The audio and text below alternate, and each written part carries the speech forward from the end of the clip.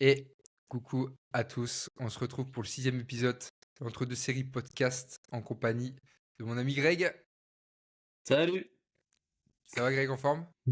Écoute, ça va et toi? Ça va, surtout qu'on va aborder un sujet aujourd'hui qui me plaît particulièrement, qui est la nutrition du coup. On va essayer de revenir un petit peu sur le sujet parce que Mmh. avec tout ce qu'on voit, ce qu'on entend, un petit peu à l'image du reste malheureusement, mais c'est vrai que la nutrition, c'est quelque chose par lequel on est obligé de passer aussi, un peu comme le sommeil, peut-être un peu moins que l'entraînement, mais au niveau du sommeil et de la nutrition, disons qu'on n'a pas trop le choix, sinon Non. on va vite avoir des problèmes. Donc voilà, c'est pour ça qu'il y a énormément de choses qui se disent, énormément de croyances, énormément de partis pris, énormément, on va dire, un petit peu de camps. Il y a beaucoup de gens qui vont défendre un petit peu leur poids, des gens aussi qui veulent vendre des méthodes, des gens qui veulent Oui. voilà, qui sont plus ou moins bienveillants entre guillemets sur ces aspects-là. Bon, on va déjà essayer de comprendre en introduction de pourquoi on mange déjà. Pourquoi en tant qu'humain on a besoin de manger. Alors, on va pas aborder des sujets trop profonds non plus, trop poussés. Là, le but c'est vraiment de rester sur des notions, on va dire, un petit peu basiques, fondamentales. Et puis peut-être qu'après on pourra s'amuser, je pense, sur un petit épisode, aller chercher en parallèle de tout ça, parler un peu de plus la Carrément. micronutrition, de processus physiologiques et autres, qui peuvent être aussi très très pertinents. Du coup, pourquoi on mange? Je pense que c'est assez, ça va un peu de soi, mais bon, on a tous, dans la logique des choses, c'est pour vivre, hein, déjà, pour vivre, pour être en bonne santé, Ouais. Pour survivre en soi. pour Si tu ouais, manges pas en soi, tu vis pas et la partie hydratation également, tu n'as pas le choix. Dans tous les c'est cas et vrai. depuis la nuit des temps, quoi. La nuit des temps, Alors, on c'est vrai chassait pour pouvoir vivre, exactement. Puis déjà t'attends, survie, je pense que le terme s'y prête un peu plus. C'est vrai qu'aujourd'hui, on est dans un monde où il y a quand même moins de oui, choses auxquelles, bon, on doit survivre quand même à plein de choses au quotidien, mais fondamentalement, on est moins agressé quand même, tu vois. Il y a le danger est un petit peu moins présent, mais oui, oui, comme tu le dis, c'est un besoin, manger de toute façon, c'est un besoin qui est totalement primaire. Sans ça, oui. on peut pas vivre.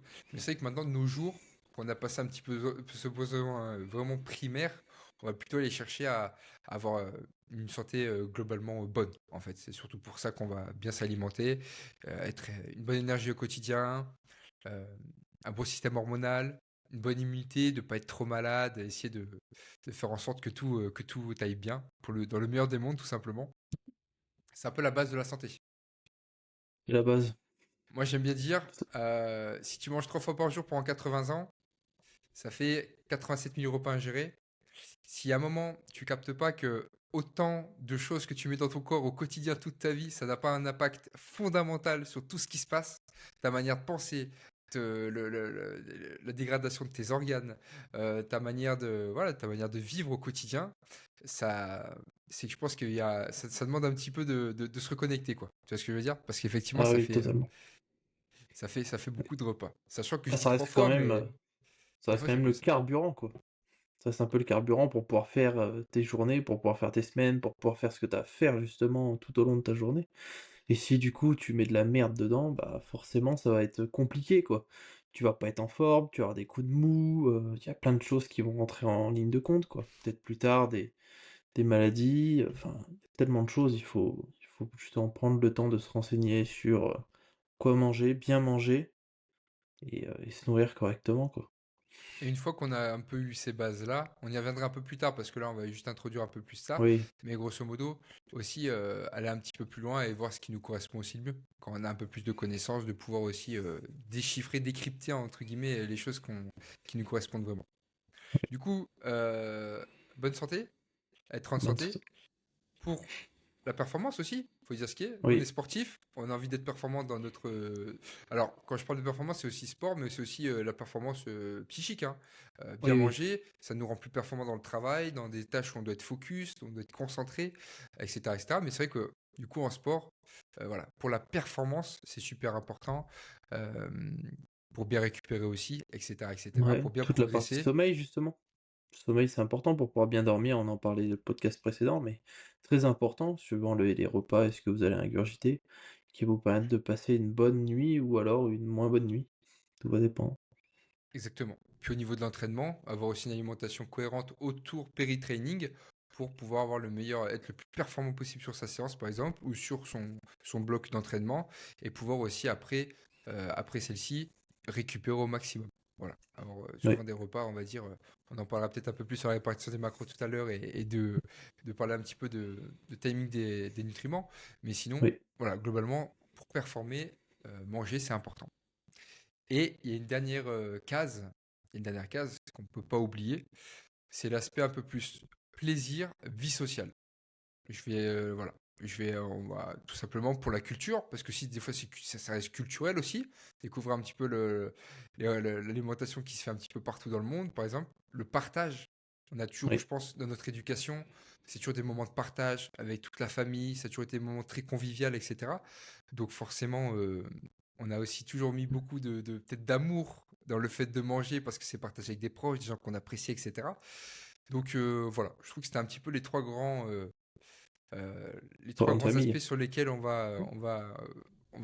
pourquoi on mange en fait, pourquoi on mange, Mm. pour ces raisons-là. Santé, performance, plaisir, social. Pour moi, c'est un petit peu les grands types qui vont après découler sur plein d'autres aspects. Euh, T'avais quelque chose à rajouter par rapport à ça ou Non, non? non, je suis entièrement d'accord et ça rejoint de toute façon ce qu'on avait dit, donc non, pour Ok. l'instant, je suis... Bon, on va peut-être commencer sur du coup les bases un petit peu simples de la nutrition. Euh, les calories, les Oui, macronutriments. oui. Je te laisse les rappeler, les macronutriments principaux. Les trois macronutriments principaux qui vont être les glucides, qui vont être les lipides et qui vont être les protéines. Pour faire simple, glucides, ça reste un petit peu le carburant, les lipides, ça va être pour la partie un peu plus hormonale, entre guillemets, et protéines, on va dire un peu plus musculaire, quoi, Voilà. si on devait dire ça Récupération, masse en musculaire, et puis globalité, on pour sait bien de toute façon simplifier. les protéines, ce sont aussi ça reste les fondations de notre corps. La plupart de nos tissus sont remplis de protéines, etc. Voilà. C'est vrai qu'on grossit protéines, mais ça Oui, englobe oui, vraiment énormément de choses. Et c'est pour ça qu'aujourd'hui on nous rabâche de monter sa consommation de protéines, et même juste pour des gens qui font pas de sport, hein, juste de la santé, la longévité en- classique, bah, c'est pour super les personnes important. plus âgées, c'est très important pour les personnes plus âgées qui ont besoin d'un total protéine beaucoup plus élevé qu'une personne dans la vingtaine. Non sportive, hein, si on prend deux personnes non sportives, hein.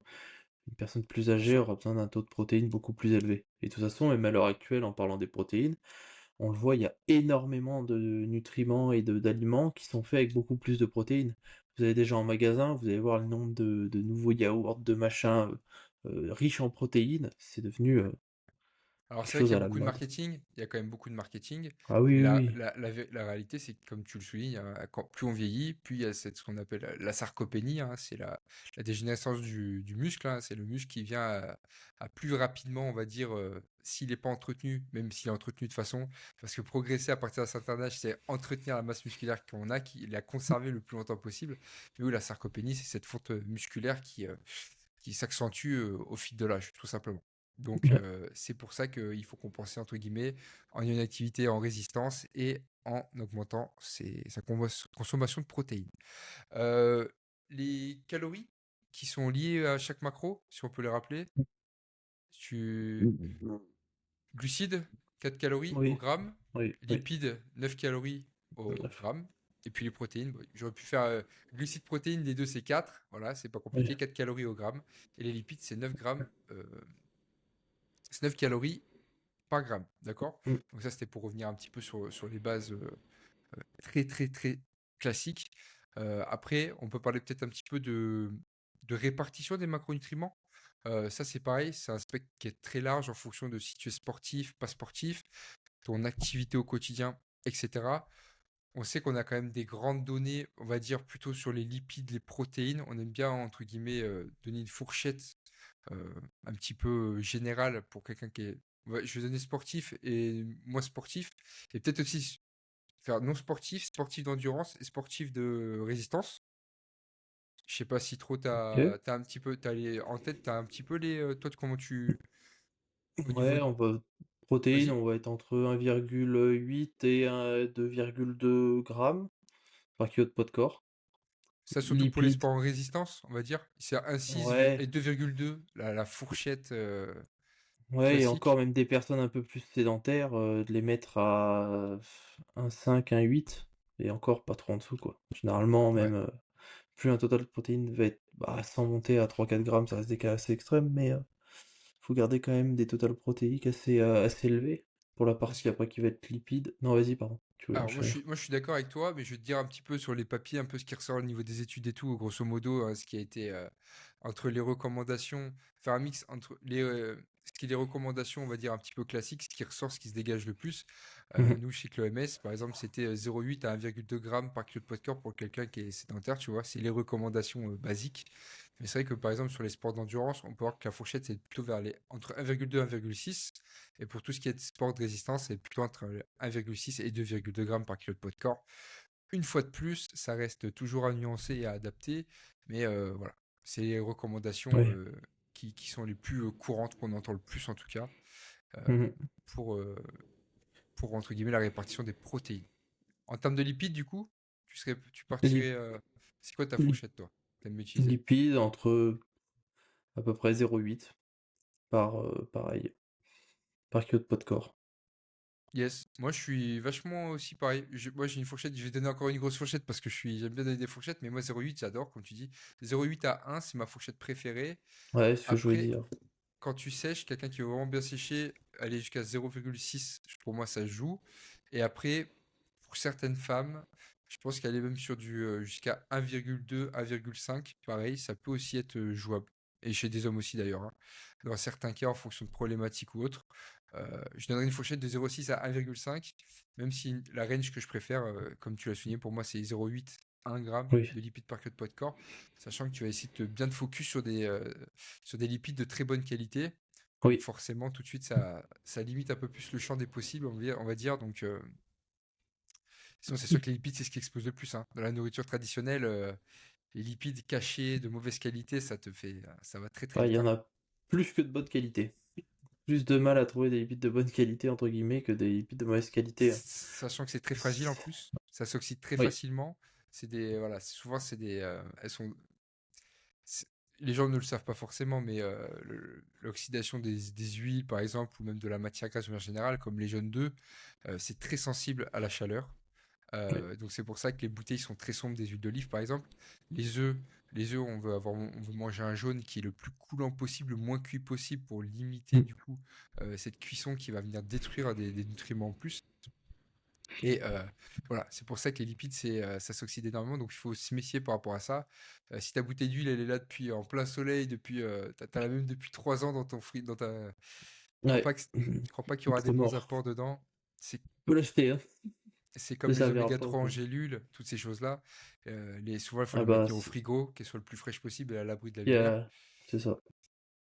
C'est ça qui est le plus important. Ah, c'est le plus important. Tu peux pas avoir des oméga 3, comme tu disais, qui soient dans un pot qui soit transparent. Dans ce cas-là, tu sais que déjà, c'est un premier gage de non-qualité, quoi.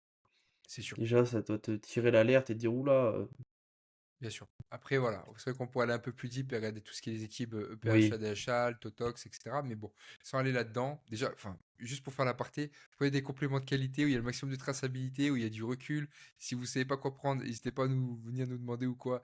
Voilà. Moi, personnellement, j'ai pas de partenariat particulier ou quoi. Je vais vraiment là où j'estime que c'est la meilleure qualité possible, en tout cas, ou par rapport à mes connaissances. Et moi, ce que je consomme moi-même, je ferai jamais consommer aux autres ce que je consommerai pas moi-même. Ça n'a pas de oui. sens. Donc voilà, c'est juste pour faire un peu la partie là-dessus. Ce qui serait que on a dérivé un peu sur complément parce que je parle d'oméga 3, mais Oui, oui. c'était l'idée globalement que les lipides, c'est très très fragile. À l'image des fruits et légumes par exemple, hein, plus on les laisse traîner longtemps, plus on va perdre leurs apports en nutriments. Donc se méfier de ça. Euh, Mhm. Niveau, ouais, du coup, souvent, ce qu'on va, niveau répartition, du coup, si on reprend nos ranges, on va être sur un 0,8 1 g de lipides par kilo de poids de corps, Oui, 1,6 à 2,2 grammes de protéines par de kilo. protéines. Alors, j'aime pas dire kilo de poids de corps, je vais dire kilo de masse maigre. Moi, je sais pas comment tu fonctionnes, mais moi, grosso modo, quelqu'un euh, naturel, qui va être avec une belle masse musculaire et sec, pour moi, son poids se situe vers sa taille, à peu près, globalement. À 5 ou 10 kilos près, enfin, à 5 kilos de range, on va dire. Il y en a, ils vont être entre 5 kilos de moins, tu vois, et d'autres, ils vont pouvoir être très secs avec peut-être 2-3 kilos de plus que leur taille. Donc moi, souvent, j'aime bien plutôt me prendre la taille de la personne pour estimer un petit peu son poids idéal plutôt que de prendre le poids de corps, parce que quelqu'un qui fait 120 kilos, 1m65, 120 kilos, tu vas pas lui foutre 240 grammes de protéines. Tu vois ce que je veux dire? Oui, oui, oui. Moi, par contre, quand il va faire, voilà, s'il fait 1m65, ma range, ça va être plutôt, voilà, autour des 130, 150 grammes de protéines par jour, tu vois, dans l'idée. Parce Ça va que, dépendre pour moi de ses objectifs après. Forcément, sur une perte de poids, comme tu disais, personne qui fait 120 kilos pour 1m65, forcément le taux de protéines il va pas être aussi élevé. Mais une personne au sens inverse qui va faire une prise de masse et qui va peut-être avoir un poids de corps un peu plus bas et une taille pareil, un peu skinny similaire, plutôt, ouais. admettons. Peut-être monter un À peu 50 plus. kilos. 50 kilos, 1m65 pour donner le profil, par exemple. 55 kilos, peut-être, Ouais. même. Mm. Un mec qui est vraiment skinny et qui voudrait prendre de la masse musculaire, ouais. Ouais, moi, je ferais monter. De toute façon, ces Ouais. protéines, je serais au moins je serais sur la fourchette haute des 2,2, alors que l'autre, je serais plus sur une fourchette un peu plus basse, étant donné que déjà il y a un poids de corps qui est très élevé et qui a une taille qui est assez basse. Je le mettrais pas à 1,5, mais je le descendrais à 1,8, 1,7 déjà. Parce qu'après, le reste derrière, il y aura les lipides, il y aura le reste de la nutrition, et après, ça reste, comme on disait, une histoire de contexte et globalité, suivant ses activités, son sommeil, je veux dire, le Absolument. Bah tout. voilà. Là, je voulais en venir, en fait, c'est que du coup, on part sur ces protéines-là. On part du coup de 0,8 à 1 gramme de lipides par kilo de poids de masse maigre. Moi, c'est pareil, c'est la masse maigre, c'est le poids de corps. Le mec, s'il fait 120 kilos, il va pas bouffer 120 grammes de lipides. S'il fait 1m65, on va être plutôt autour de 55. Moi, j'aime bien, je dirais aller jusqu'à peut-être 70, tu vois, dans ces eaux-là. Mhm. Euh, et du coup, après le reste, ça ira dans les glucides. Par rapport justement, Oui. par rapport à ce que tu disais, à ce qu'on va estimer entre guillemets les calories de début, parce que c'est pareil, quand on commence entre guillemets le suivi, euh, tu peux pas estimer à 100% la personne, son maintien, Non. là où elle va être en déficit, où elle va être en surplus, donc c'est toujours à tatillon, c'est toujours à voir un petit peu grosso modo Ça où... s'ajuste au fur et à mesure. De toute façon, tu vas Absolument. ajuster, tu vas voir comment la personne réagit par rapport à ce que tu lui as donné sur les premières semaines. Est-ce que le plan lui correspond ou pas? Et après, petit à petit, tu vas pouvoir ajuster. Faire des périodes justement de déficit, faire une base de maintenance, refaire une période de déficit, etc. pour justement voir un petit peu comment le corps et même mentalement la personne réagit. Si une personne, du coup, comme tu as pris un profil de 120 kg, 1m65, a toujours beaucoup mangé toute sa vie, ça va peut-être lui faire bizarre au début, du coup, d'avoir une diète un peu stricte, voir comment est-ce qu'elle réagit, est-ce que du coup tu fais une diète un peu plus flexible, comment est-ce que tu fais, et justement ajuster en fonction. Et je trouve, Voilà. et je sais pas si tu es d'accord avec ça, mais pour moi, une diète, vous devez être en accord tous les deux. C'est-à-dire que tu peux pas arriver à imposer ça, si la personne, elle aime pas ça, ou alors elle va pas tolérer. Pour moi, comme pour les entraînements, l'adhérence reste le numéro un. Si une personne adore manger un Mars, je dis une bêtise, c'est son petit plaisir, etc., et qu'il a que ça dans la semaine, bah, pourquoi pas lui intégrer une fois de temps en temps sur sa semaine son petit Mars, parce que la personne, tout au long du suivi, va pouvoir tenir justement sa nutrition et va pas avoir des craquages en plein milieu à aller se taper 3 pizzas parce qu'il avait trop faim, ou quoi que ce soit, tu Ouais. Après, j'ai une vision un peu particulière, moi, de tout ça, mais je pense pas qu'on va trop le développer là-dedans vois. parce que le podcast va durer 12 ans, vraiment. Mais je comprends l'idée. Après, est-ce que moi, je suis d'accord sur le fait que ce soit pas, faut pas être trop drastique, et c'est toujours pareil. Ma question reste toujours la même. Est-ce que ce que je suis en train de mettre en place là, je peux le tenir toute ma vie? Si la Mmh. réponse est non, c'est qu'on n'est pas dans la bonne direction. Oui. Donc là, ça, là-dessus, oui. Après, tout ce qui est les petits plaisirs, moi, je pense qu'il faut replacer l'église au centre du village et voir ce que c'est vraiment sa notion de plaisir. Est-ce que ce Mars en a vraiment besoin? Est-ce que c'est vraiment... Parce que tu vas encore dans des vices qui sont pas bons. Si tu penses encore que manger un Mars, ça va te rendre heureux ou ça va c'est un vrai plaisir, tu vois. Pour moi, il faut plutôt les travailler sur le fond, ce qui fait que tu as envie de manger ce Mars, tu vois, ou pourquoi tu veux manger un Mars, pour comprendre, en fait, que c'est pas le in fine, c'est pas ce qui va te entre guillemets, c'est pas une direction saine. Voilà, tout simplement. C'est comme l'histoire de cheat meal, c'est comme l'histoire de toutes ces choses-là. Pour moi, c'est pas, ça n'a aucun intérêt entre guillemets, pour quelqu'un, qui veut sur le long terme viser le long terme et surtout de manière durable. Parce que se priver toute la semaine pour exploser, sur un seul repas, c'est juste de l'hyperphagie programmée. Je trouve ça que ça a très, très peu de sens. Par contre, oui, apporter des repas qui sont intelligents, plaisir, qu'on peut appeler plaisir. Oui, Moi, oui. pareil, j'aime bien me faire des burgers. J'aime bien me faire des fois des petites galettes wrap avec, voilà, dedans en mode un petit peu tacos, tu vois, mais où tout est traqué. En fait, tout est. Je sais ce que je mets dedans. Je choisis mes aliments, d'accord? Je sais ce que. C'est propre, tu vois ce que je veux dire? Et ça me fait trop plaisir, quoi. Mes burgers, quand je les mange, je me régale. Et parce que ça, c'est pareil. Euh, Tout ça, c'est de la répartition, c'est de la discussion avec la personne. Une fois de plus, c'est pareil, comme tu dis, c'est mettre le curseur. Il y a des gens, ils Ouais. partent de beaucoup plus loin que d'autres, qu'il faut y aller différemment, et puis voilà, tout simplement. Donc Puis juste voilà pour la...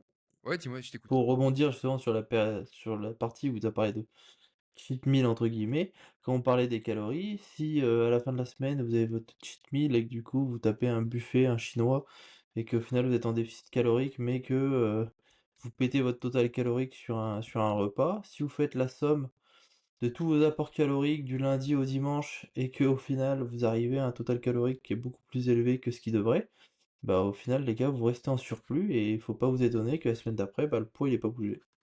Voilà, pour imager du coup, tout ce qu'a dit Greg, c'est totalement vrai. Pour vous l'imaginer un petit peu avec des chiffres, de manière simple, euh, on est en déficit de 200 calories tous les jours de la semaine, donc sur 7 jours. euh, sur 6 jours, on va dire, parce que le septième jour, c'est le jour, on va Ouais. dire, un peu cheat meal.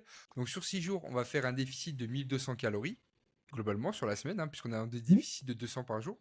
Si le dimanche, vous craquez, voilà, vraiment un truc de ouf, et ça va très vite, hein. 1200 Ouais. calories, un resto chinois ou n'importe quoi, même vous tombez dans votre peu de beurre de cacahuète ou vous glissez un peu dans quelque chose qui va, du pain avec une pâte à tartiner ou je sais pas quoi, ça va très très vite, des pâtisseries ou quoi.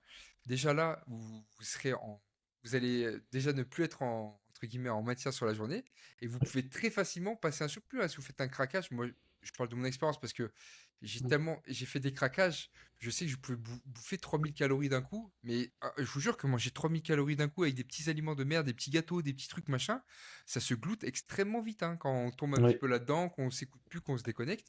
Et donc en fait, on passe du fait qu'on était en déficit de 1200 sur la semaine pour que le dernier jour, en fait, si on fait un surplus de 500 calories sur sa journée, et ben en fait, sur la semaine, au global, toi, tu as l'impression d'être restreint, entre gros guillemets, d'avoir perdu sur toute la semaine.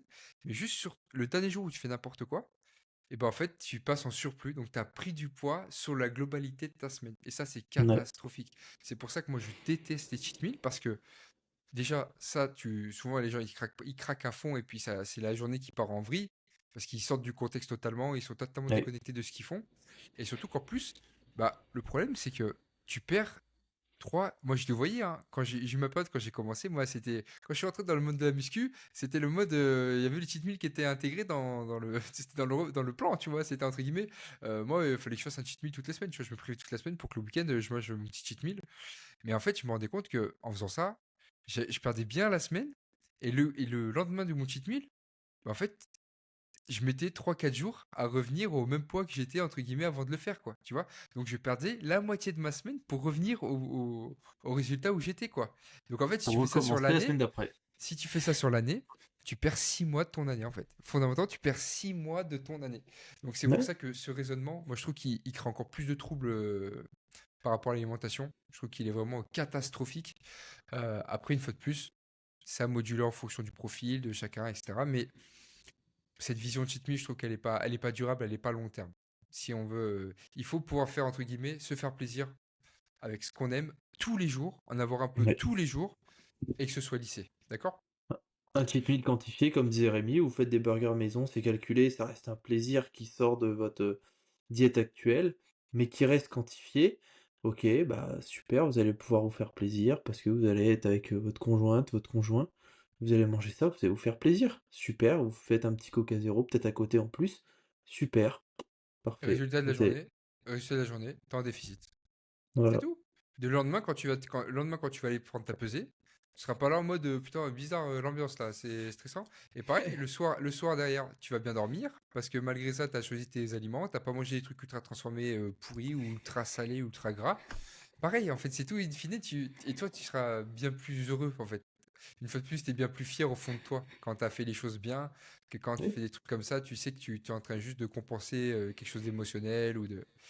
T'es en train de te rassurer, tu vois. Donc c'est pas, Ouais. c'est pas, c'est pas tip top. Bon, anyway, voilà. Du coup, la répartition se fait un peu de ce type-là en termes de macronutriments. Voilà. On peut switch maintenant peut-être sur les outils de la nutrition, parce que ça, c'est pareil. Ouais. Qu'est-ce que ça rend fou? Et ça marche bien parce que les gens, ils sont dans la détresse. Et quand t'es en détresse, t'es prêt à faire n'importe quoi. Donc en fait, voilà, ce dont je parle en termes d'outils, ça va être un petit peu. Pourquoi j'appelle ça moi des outils? Déjà, tout ce qui va être les différents types de manières de s'alimenter. Le jeûne intermittent, le un repas par jour, toutes les diètes carnivores, je sais pas moi, tous les trucs qui soient un petit peu exister, le cétogène aussi, où on va retirer totalement les Mm. glucides. Pour moi, tout ça, c'est juste des outils en fait. C'est que Ouais. typiquement, la donnée reine, c'est pour moi un peu toujours la même chose, hein, c'est le déficit calorique. C'est que tous les jours, au quotidien, si tu es en déficit, bien sûr, si ton but c'est de perdre du poids, tu vas être en déficit. Si tu veux prendre du poids, tu vas être en surplus. Euh, Peu importe le nombre de repas que tu fais par jour, que tu en fasses un, 2 ou 8, si à 1800 calories, tu es en déficit, peu importe le nombre de repas que tu seras en déficit, quoi qu'il arrive, tu perdras du poids. D'accord? C'est sûr que maintenant, ce qui marche bien avec le un repas par jour et le jeûne intermittent, c'est que déjà, ça bloque un repas dans la journée aux gens, donc ça leur donne une fourchette de timing d'alimentation qui est beaucoup plus courte. Euh, Ils adhèrent à un plan, ils disent oh je mets quelque chose de nouveau en place, donc ils s'investissent encore plus dans ce qu'ils font, et que forcément un repas par jour, sur un seul repas, tu vas tellement arriver vite à satiété que tu vas pas manger tes 2500 calories que tu devrais manger entre gros guillemets, donc naturellement ça te mettra en déficit parce que tu vas avoir vite le ventre bourré et c'est fini. Et le jeûne intermittent c'est pareil, quand tu as une fourchette de 8 heures pour manger deux repas grosso modo, déjà ça te restrictionne un peu plus sur ta quantité à manger. Et le jeûne intermittent, si tu manges plus que tes besoins, tu vas prendre du poids. Mais de la même manière, hein. Comme à OMAD. Hein. À OMAD, tu fais un repas à 4000 calories, alors que ta maintenance, elle a 3000. Bah, en fait, tu en surplus 2000, donc tu vas prendre du poids. Je Ouais, sais pas puis si tu un petit avis. moi, pour moi, le homard, j'en vois pas l'intérêt du tout. Parce que déjà, les apports, ils sont concentrés en un seul repas, premièrement. Deuxièmement, ça va laisser la porte ouverte à bah, j'ai qu'un seul repas, je bouffe tout et n'importe quoi. Donc, bah, vas-y, que je te prends le pot de Nutella, je me commande un tacos, machin et tout, donc laisse tomber. Ça, c'est les pires, Derrière, ceux-là. Hein. Ça, ceux qui prennent ah ouais, OMAD et qui, en plus, prennent de manger, entre guillemets, des calories de un la peu merde. n'importe quoi. C'est Ça, catastrophique. Hein. derrière, niveau digestif, flore intestinale, j'aimerais bien savoir comment ça se passe. Parce que derrière, la Le transit, digestion, elle doit être bien longue, ça va être très compliqué. Et même la répartition des apports, votre corps va pas pouvoir digérer autant de protéines. Si vous faites du sport ou quoi que ce soit derrière, ça va être très compliqué, quoi. Enfin, vous vous quand rendez t'es pas compte que sportif, quand même. je trouve ça bizarre. Tu vois, quand t'es sportif, pour bien répartir, entre guillemets, ton time, tu manges quoi? Soit avant, mais du coup, t'arrives, ouais, et t'as pas Ouais, ta puis phase même, de même, récup. tu peux pas. Ton T'as corps, il pas peut ta pas phase. absorber si t'as, admettons, t'as 180 grammes de protéines, ton corps, il absorbera jamais 180 grammes de protéines en un seul repas. Et les fibres, on n'en parle pas Ça assez, va mais il tout faut des finir. fibres. Les gars, pour parler français, ça va tout finir aux chiottes. C'est Et la vérité. En soi, tout bon, va c'est vrai finir que aux chiottes. je pense que sur le OMAD, on a un avis un peu similaire. Mais c'est vrai que moi, ce que j'aime bien dans ces méthodes-là, on va dire, le jeûne et le OMAD, c'est qu'en termes de temps, par contre, c'est vrai que quand ta vie, t'as pas trop le temps de manger, par exemple, ta journée, tu vois. Même si pour moi, prendre le temps de manger, c'est clé parce que c'est trop important. Comme je disais tout à l'heure, on mange toute sa vie plusieurs fois par jour. C'est des moments qui soient cruciaux pour pas se défoncer sa satiété, défoncer son système digestif, défoncer ses organes, en fait. Pour moi, c'est clé, mais quelqu'un qui a vraiment moins de temps, etc., pour l'organisation, faire un petit jeûne intermittent où tu as que deux repas sur la journée, ça peut jouer, tu vois. Mais c'est pareil, c'est pas durable de faire un OMAD. Tu vois, tu peux pas te dire, pour Non. moi, tu peux pas mettre en place une diète comme ça, un régime précis, si une fois de plus, tu peux pas répondre à la question, est-ce que je peux le faire toute ma vie? Non. C'est pas possible, tu tiendras pas toute ta vie. Non. Pourquoi ne pas partir directement sur quelque chose de sain qui tu vas pouvoir tenir toute ta vie entre gros guillemets, une alimentation classique qui te convient, tu vois, et que tu te dis c'est cool parce que le jeûne intermittent c'est pareil, ils prennent plein d'autres vertus maintenant, tu vois. Ils prennent Après, le jeûne, titre personnel, moi, je sais pas toi ce que t'en penses, ça me choque moins et ça me dérangerait pas de l'incrémenter sur les personnes. Tout j'en dépend ai du moi. profil, des objectifs à faire. Il y a beaucoup de personnes à l'heure actuelle qui ont du mal à manger le matin. mais qui ont vraiment du mal, c'est pas une question d'habitude, c'est vraiment que, bah, il faut du temps pour manger. Donc rien n'empêche que leur dernier repas soit à 20h, 21h et que derrière, je leur dise: «Bah, OK, bah, vous attaquez votre repas les gars, pas avant 10h, 11h parce que vous avez faim et qu'il y a l'appétit qui vient» et du coup, ça reste un jeûne qui reste sur une durée, du coup, de, 4-12, 14 16, heures. non? En général. À 14, ouais. Ouais, c'est ça, 14-16 heures et derrière, après, la répartition des repas, bah, forcément, elle sera plus courte, donc forcément, vous allez peut-être manger un petit peu plus, mais moins espacé en termes de temps. Mais si c'est quelque chose qui vous convient, que vous digérez, que derrière, vous avez pas faim, bah, ça me dérange pas. Mais un homemade, Mais très je suis souvent, pas on pour. on est d'accord de dire que quand c'est le jeûne, etc., les gens, c'est pas l'aspect, c'est pour perdre du poids qu'ils le font. Ils n'ont pas l'aspect régénération des cellules, l'autophagie, etc. Laisser les organes au repos. Tu vois ce que je veux dire? Vraiment laisser Oui, beaucoup moins. c'est pas eux ce qu'ils veulent faire. Souvent, c'est pour perdre du poids. Les gens qui font une Ouais. régime intermittent, on va dire à but plus santé, régénération. Et même, tu vois, les études, là, on voit avec les derniers papiers qui sont sortis sur le jeûne intermittent, ils montrent que le jeûne intermittent est quand même mieux si on mange pas le soir, plutôt que de sauter le repas du matin. Ouais. Et ça, on l'entend partout, mais parce que c'est factuel en vrai. En vrai, c'est factuel. Mais moi, pour moi, je suis d'accord avec toi que le jeûne intermittent, moi j'ai des élèves en jeûne, j'ai un élève en nomade, c'est pour te dire. J'ai un élève en nomade, même si c'est très particulier, je trouve ça un petit peu dur à structurer, mais ça se fait. Et c'est pareil, c'est pas des gens qui ont des total caloriques très très très très élevés, tu vois. Mais ouais, moi le jeûne intermittent, je trouve que c'est un peu le moins pire. Euh, le moins pire, c'est pareil. Pour moi, comme je disais, c'est un outil. D'accord? 2 repas par jour, en termes de temps gagné sur ta journée, yes, ça joue fort. Moi, je mange 5 fois par jour. C'est sûr que ça me prend du temps tous les jours de manger. Quelqu'un qui a vraiment pas le temps, c'est plus facile de s'organiser pour lui de faire que 2 repas. Si tu le tiens, c'est fine en fait. Je veux dire, il n'y a pas de souci. Je, je voulais qu'on parle aussi un peu du cétogène. Ça, pour moi, c'est pareil. Le cétogène, euh, ça a beaucoup plus pareil, le problème, c'est comme le jeûne intermittent. Les gens veulent faire ça pour perdre du poids. Oui. Alors pour moi, ça a beaucoup plus un aspect santé. Par exemple, on a bien vu, il y a plein d'études qui montrent que maintenant, les gens qui font par exemple des convulsions, merde, c'est quoi la maladie? Euh, Quand tu convulses, je sais plus, je retrouverai. Mais ils ont montré qu'en tout cas, par exemple, j'ai un élève en plus qui en fait, euh, qui montrait que le cétogène, ça avait vraiment des vraies vertus, en tout cas, sur ce genre de pathologie-là. Euh, Putain, je vais pas le retrouver, bon, c'est pas grave. Épileptique? Épilepsie, merci. Aïe, aïe, aïe, merci. L'épilepsie. Pour tout ce qui est épilepsie, le cétogène montre que par exemple, ça aide vraiment à ce niveau-là, pour limiter les crises, pour voilà, que ça alimente beaucoup moins, entre guillemets, toutes ces cellules. Et c'est pareil, il montrait. Bref, j'ai vu des trucs un peu contradictoires, même si pour moi, ça semblait du bon sens. Mais il expliquait, par exemple, pour le cancer, que le cétogène, c'était bien parce qu'en fait, le sucre nourrissait moins les cellules cancéreuses, tu vois. Ça a été montré qu'a priori, c'est beaucoup plus complexe que ça et c'est pas le processus, c'est pas Ouais. aussi simple. Donc, on va pas laisser aventurer là-dedans. De toute façon, c'est pas notre Non. domaine de compétence. Anyway. Mais voilà, je voulais faire un petit aparté sur le cétogène parce que je trouve que c'est comme le jeûne intermittent, c'est un truc qui est beaucoup utilisé pour perdre du poids, alors que c'est pas forcément tenable vraiment sur le long terme non plus, et que c'est beaucoup plus, je trouve que c'est beaucoup plus lié à des vrais symptomatiques.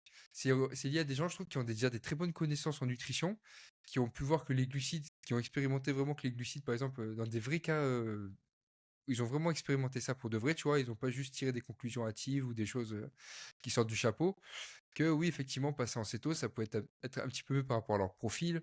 Et puis c'est pareil, maintenant, les gens, ils sont beaucoup testés sur j'ai plus le nom, mais leur profil, entre guillemets, tu sais, t'as différents types de profils, qui répondent moins aux glucides et d'autres qui répondent plus aux lipides, etc. Ah, Euh, ectomorphe, etc. non, ça c'est les morphotypes. Là, je parle vraiment tu sais, c'est vraiment j'ai plus le nom. Mais les gens qui sont intéressés Je par sais ça, pas. ils vont savoir de quoi je parle. C'est tu testes, entre guillemets, un petit peu tes gènes, tu sais, t'as différents types de gènes qui, par rapport à tes antécédents, sur tes ancêtres, Ah oui, etc. oui, OK, oui, c'est bon, oui, je Et vois tu ce as que des c'est. différents types de Oui, oui, profils, en fait, qui te permettent de pouvoir voir si tu es plus ou moins, si tu peux être plus ou moins réceptif oui. à être plus dans du cétose, donc vous voyez jouer sur la phase sur les lipides, que plutôt jouer sur les glucides, en termes d'énergie, tout simplement faire ce switch métabolique. Mais bon, bref, ça c'est pareil, c'est un peu deep. Peut-être qu'on en parlera dans un podcast, ça peut être sympa aussi, j'aime bien Ouais, tout ça, mais voilà. Ici, c'est un peu compliqué de développer vraiment, parce qu'on va rester un peu sur les fondamentaux. Ok? oui, on est bases. D'autres types de diètes, pareil, carnivore et tout, vegan, tout ça. Après, c'est des trucs un peu plus aussi. Il y a aussi les croyances, hein. Il y a Ouais, aussi ces, oui, ça, croyance propre à chacun, quoi. voilà. Mais pour moi, tu vois, Mais OMAD, Jonathan Mittant, c'est un peu deux grosses méthodes qu'on peut plus se retrouver en muscu, tu vois, à but de oui, perdre oui. du poids purement, tu vois. Après, le reste, ça reste Après, plus thérapeutique. ouais, puis le reste, comme tu disais, tout ce qui va être carnivore, vegan, et cetera, le problème, c'est que dans tous les cas, la base, ça reste quand même de manger équilibré, donc que t'enlèves de la viande ou que t'enlèves des légumes, dans tous les cas, tu resteras et tu seras en carence. Voilà. C'est Il faut bien se c'est faire suivre. On peut avoir toutes les croyances qu'on veut et on respecte 100%, hein. Chacun suit oui, le oui, régime qui lui convient à ses convictions, à ses croyances et à ce qu'il veut, entre guillemets. C'est totalement oui, respectable et moi je soutiens tout le monde à 100%. Mais une fois de plus, il faut pas rester faut pas être naïf sur le fait que ça crée des carences et qu'il faut être suivi oui, pour ça. Donc on peut se complémenter, on peut, voilà, on peut voilà, faire des prises de sang, chercher en tout cas avec son médecin, aller chercher les marqueurs importants quand on est vegan, hein. Par exemple, on sait que la B12, hein, c'est très souvent, en fait, tout ce qui vient de l'animal, hein, d'accord? Tout ce qui va être les nutriments les plus importants qui viennent des animaux, on va forcément être beaucoup plus carencé, malheureusement. Mais on peut se complémenter, on peut trouver des alternatives, oui, ça oui, joue, oui, ça ça joue. existe. Voilà. Quelque chose à rajouter sur les outils, sur tout ça? Je pense qu'on a Non, fait un non, petit je pense tour. qu'on a fait le tour. Je vois Ok. rien d'autre. Euh, du coup, pareil, juste pour faire le lien rapidement avec ce qu'on disait par rapport à la répartition des macronutriments tout à l'heure, c'est toujours adapté en fonction de ses objectifs. Pareil, Ouais. on va adapter ses macros en fonction de prendre du poids, en perdre, être en maintien, plutôt pareil, améliorer son sommeil, le timing des nutriments, etc., etc. Tout est adapté par rapport aux objectifs. D'accord? Ça, c'est super important. Moi, je voulais revenir à un dernier petit truc qui est très, très, je trouve, controversé. C'est est-ce qu'il faut traquer ses calories ou pas? Qu'est-ce que toi t'en penses? Je pense que si, à un moment donné, si vous voulez un résultat, quel qu'il soit, prise de masse, perte de poids, maintien, dans tous les cas, vous serez obligé de traquer vos calories. Parce que faut quelque chose qui soit quantifiable, qui soit calculable. Tu es obligé de savoir, en fait, où est-ce que tu vas aller. Tu es obligé d'avoir un plan, tu es obligé de savoir ce que tu ingurgites, la dépense que tu as. Tu obligé de Pour moi, tu es obligé de le quantifier. Si tu veux un résultat, si tu veux quelque chose, si tu veux juste, voilà, j'aimerais perdre 3 4 kilos, je vais enlever ça, ça va bien le faire, OK, tu vas y arriver. Est-ce que tu vas réussir à le tenir comme on dit depuis le début? Comment est-ce que ça va passer? Si c'est sur du long terme, calculez vos calculez tout. Tu pèses, ça te prend pas plus de temps en réalité. C'est beaucoup par fainéantise ou quoi que ce soit. Si tu prépares tes repas à l'avance, que c'est pesé, que tu cuisines un petit peu à l'avance, que ça soit 2 fois par semaine entre le dimanche et le mercredi, et ben, en réalité, tu as fait tous tes plats à l'avance, tu es sûr de pas manger à côté, de pas être tenté, et cetera. Tes courses sont faites, tu les fais une fois que tu as mangé, comme ça tu es sûr que tu plus faim. Tu pas, susceptible d'acheter une autre merde et derrière après tu fais tout, tout est calculé, tout est pesé et puis vamos quoi. L'habitude, question d'habitude, à faire, faire, faire, faire, Oui, c'est faire, à prendre. c'est beaucoup plus fluide, c'est beaucoup plus simple au fur et à mesure. Et puis c'est pareil, c'est de l'organisation, beaucoup d'organisation. Et comme disait Greg, moi ce que j'aime bien dire, euh, tu fais les choses de manière aléatoire, tu auras des résultats aléatoires. T'attends pas à avoir quelque chose de précis, avoir un plan de, c'est tout. Tu fais les choses de manière Bah aléatoire, tu auras un physique aléatoire. Il y a pas de... Et ça, bah c'est comme, l'entraînement, c'est pareil. La nutrition, c'est pareil. Si tu manges de manière aléatoire sans savoir où tu vas, sans vraiment traquer, mmh, si un jour tu manges 3000, l'autre tu manges 2000, l'autre tu manges 1800, l'autre tu manges 3300, tu sais jamais. Et ça va extrêmement vite, surtout quand on n'a pas de notion. oui, Moi, je trouve que tout le monde dans la vie devrait au moins passer par 6 mois de tracking intensif, grosso modo. Juste pour que ça lui apporte les notions de quantité. Et très tôt, même chez les enfants. Moi, pour moi, on oui, devrait leur montrer, juste à les l'école. éduquer. Et je dis pas ça de faire ça toute la vie, tu vois, mais sur une période de 3 à 6 mois, où tu dois traquer, entre guillemets, pour comprendre, entre guillemets, les proportions, que ça affûte un petit peu ton œil, que tu aies un peu plus de Mmh, compréhension sur ce que tu fais. Et une fois de plus, c'est pareil. Traquer ses calories, bien sûr que ça permet d'avoir des résultats beaucoup plus efficaces, qu'on le veuille ou non, bien sûr. oui. Après, ça dépend aussi du profil. Ça va toujours au même. Il y a des gens pour qui ça va être très anxiogène, ça va être très... Et si ces ça- personnes-là ont des notions, comme tu dis depuis le début, et qu'ils arrivent à peu près à quantifier, à faire des portions, il y en a avec qui ça peut fonctionner de travailler sur des portions d'assiettes. Donc voilà, on a une assiette, elle est plutôt ronde, donc on a un camembert. Ok, bah du coup, j'aimerais que tu me remplisses la moitié en légumes et tu fais un quart de glucides, un quart de protéines animales ou du poisson et puis du coup ça peut marcher sur Tu différents rajoutes de types de lipides personnes. dessus. Voilà. Ouais, qui n'ont pas besoin spécialement du coup de peser, mais qui restent quantifiables. Ça reste toujours quelque chose qui reste quantifiable. On sait où on va, il y a pas de pression par rapport à ça, tu as une assiette, tu sais à peu près ce que tu mets et cetera et du coup OK. Mais ça reste comme dit Rémi et comme on dit depuis le début, ça reste quelque chose où on est obligé d'être propre à chacun. Ouais. Et on doit vraiment s'éduquer par rapport à ça. Donc, si vous écoutez ce podcast et que vous n'avez jamais traqué, commencez, testez. Je vous dis pas de le faire toute votre vie, vraiment. Mais fixez-vous pendant un mois, vous dites, allez, là je traque, je mets en Mmh. place tout ça, je vois exactement. Et en fait, ça va ça va affûter votre œil, votre vision. Et je vais être franc avec vous. Moi, ça va faire 4 ans que tous les jours, ce que je mange, je le traque. Et je suis très bien avec ça, hein. Je vis très très bien avec ça, vraiment sérieusement, je vis très très bien avec ça. Je suis très aligné, c'est fine. Mais aujourd'hui, même en termes de portions, j'aurais toujours beaucoup de difficultés à te dire là, il y a 50 grammes de riz cru, tu vois. Vraiment. Alors que je fais ça depuis très longtemps. Donc, juste pour avoir un peu de vision, ça permet de vraiment faire des différences de quantité entre 50 grammes et 200 grammes, tu vois, on va dire à la louche. C'est sûr que quand il fait entre 50 et 70, ça peut être un peu compliqué. Mais tu rates 50 grammes ou 70 grammes de riz cru sur tes 2 ou 3 repas par jour, sur d'autres repas, tout de suite, déjà, tu crées un peu du différentiel. Quand tu fais à l'œil, c'est compliqué. L'huile d'olive, c'est pareil. L'huile d'olive, Ouais. quand tu sais que 5 grammes, Ah c'est une bah, cuillère à café. Souvent, quand tu prends ta bouteille, que tu tombes un petit peu hop là, tu mets un coup de goulot dedans, tu peux vite très facilement mettre 10, 15 grammes. Et on disait au début du podcast, hein, un gramme de lipides, c'est 9 calories. Tout de suite, tu crées des 50, 100, 150 calories, des ouais. fois par repas de différentiel. Donc, ça va Bah, tu extrêmement parles vite. de l'huile, tout con, même dans la pour la cuisson, hein, que ça soit du beurre, de l'huile, ouais, je vais en mettre un petit peu et puis au final, tu te retrouves avec un petit peu, mais tu te rends pas réellement compte. Bah, en réalité, tu quoi? Bah, tu une louche dedans, bah, super.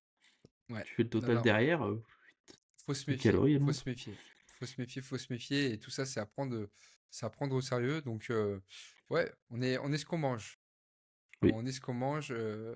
La santé, ça vient. Je sais plus la phrase, c'est une phrase d'Hippocrate, je crois, qui dit que bref, grosso modo, on est ce qu'on mange. Ce que je veux dire, le meilleur oui, oui. médicament, c'est ce qu'on mange. Grosso modo, je sais plus exactement la phrase, je suis désolé, mais Je c'est l'ai pas. l'idée. Ouais, la meilleure moyen le plus grand des médicaments, c'est de bien s'alimenter. Grosso modo, c'est ça la phrase. Et puis voilà, je pense qu'on a fait un beau petit tour, grosso modo, sur l'alimentation de manière globale, la répartition des Ouais, macros, sur à quoi ça sert, pourquoi on le fait, les outils, les différents outils, et puis sur un petit peu la globalité de tout ça. Voilà, on est resté en surface, les fondamentaux, et déjà avec ça, de toute façon, on peut déjà pas mal faire. On pourra en faire, je bah, ouais. pense, pour discuter un petit peu Oh oui, il y a de plus la sur ouais, la gestion, entre guillemets, des repas un petit peu hors plan, tous les trucs oui. qui sont un peu plus liés au suivi global, tu vois, pour bien gérer sa nutrition de manière la plus saine possible et le plus longtemps possible, et puis voilà, pour que ça s'incorpore le Mmh. plus possible dans notre quotidien. Ouais, mais si justement vous avez des questions par rapport à la nutrition, vous les posez en commentaire, on pourrait les traiter dans un prochain podcast. Si vous avez des sujets auxquels vous voulez qu'on réponde, on pourra en parler avec Rémi, qui pourront vous aiguiller, vous aider pour que vous arriviez à traquer vos calories et atteindre Avec vos plaisir. objectifs. Avec plaisir, comptez sur nous, on répondra avec toujours très grand plaisir et on échangera sur tous ces sujets-là et même sur les podcasts d'avant, hein, bien sûr. Oui, Euh, voilà. On est là pour ça, on veut transmettre le maximum d'informations et puis pouvoir aider le plus de gens possible. C'est vraiment notre conviction profonde, tant à Greg on est qu'à moi. d'accord. Donc voilà, on continue dans cette dynamique. C'est pour ça que ce podcast a lieu et qu'on fait tout ce qu'on fait au quotidien. On vous souhaite de bons entraînements, de bonne nutrition, une bonne santé et Un bon sommeil. un bon sommeil, plein de bonnes choses, une belle hygiène de vie. Et on se retrouve au prochain podcast. Allez, ça marche. Ciao, Salut tout le monde! ciao Greg, ciao.